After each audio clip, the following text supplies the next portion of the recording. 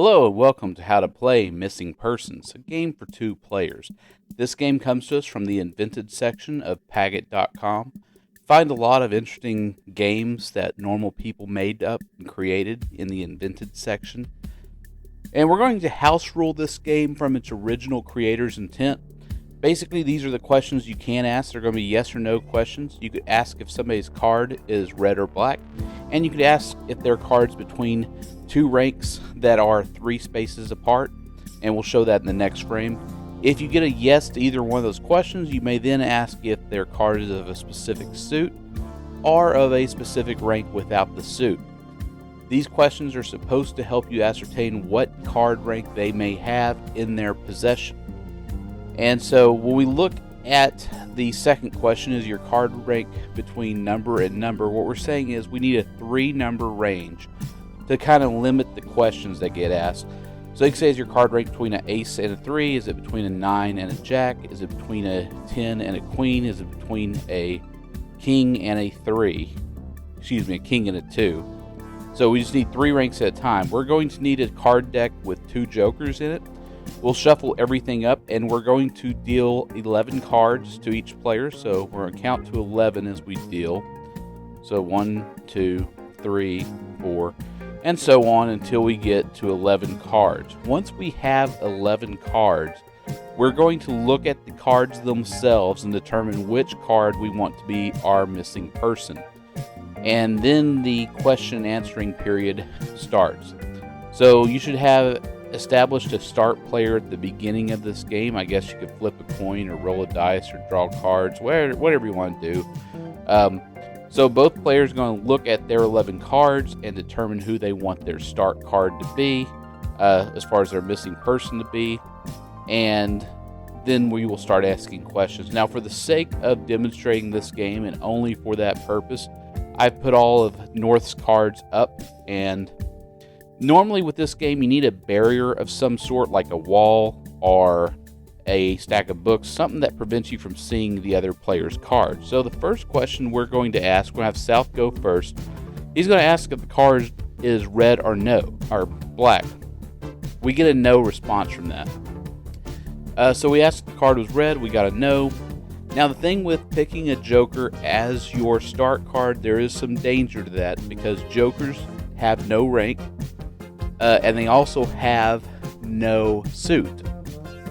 So they won't be red or black, and that's pretty much the fastest that somebody will be able to determine that you have the joker. So you want to be very careful with picking the joker. Any other rank, they're going to be asking a series of questions. We just had South asked North if their card was red. We got a no. North asked South, is your card rank between king and jack?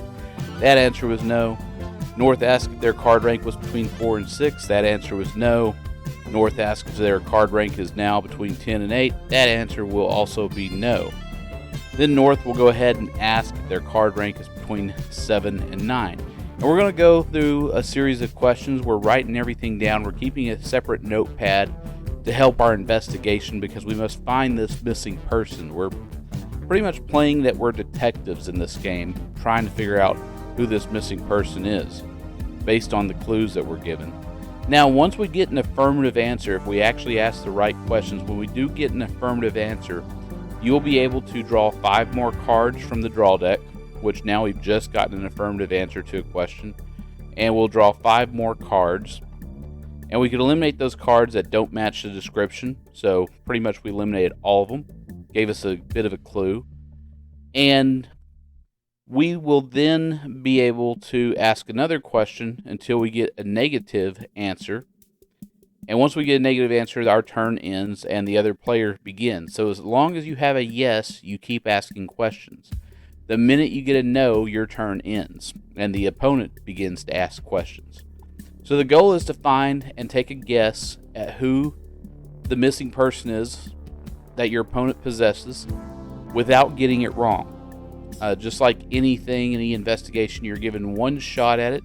If you get it wrong, you lose the game. If you get it right, you win the game.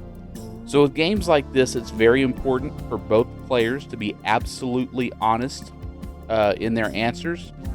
That way we can determine it. So South had guessed that based off the evidence given that they were the Joker, and they were correct. So like always, if you actually want to play some card games, come to our subreddit Card Game Meetups, post your city, what games you know, and what public place you'd want to do this at. Click the show more in the description to get that link, as well as the link to the music, to any other pertinent information, including other videos that I like, and a link to a Discord channel where we talk about card games all day, every day, including dice games, solitaires, two-player games, invented card games, you name it, there's a topic on there for it. Do call up your friends, ask if they want to play some cards. They may say yes and they may say no, but at least you could like, subscribe, and share these videos with those friends of yours. Do vote in this month's Game of the Month poll, and I want to thank today's musician, and I'll see everybody next video.